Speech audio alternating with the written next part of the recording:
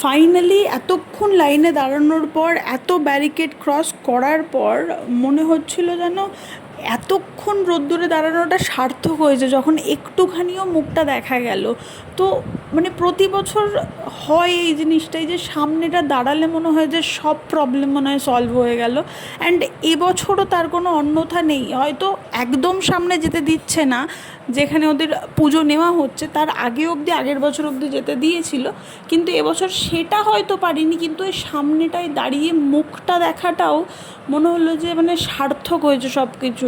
সব প্রবলেম হয়তো এবার সলভ হয়ে যাবে। দেখছেন, শুনছে, যেটা বলে যে বড় মার কান খোলা, সব শুনছে। অ্যান্ড সত্যি কথা দেখে তাই মনে হলো। দেন আমরা বেরিয়ে গেলাম। অ্যান্ড প্রতি বছর কী হয়, আমরা লঞ্চঘাটের দিক দিয়েই আসি, আবার লঞ্চঘাটের দিক দিয়ে চলে যাই।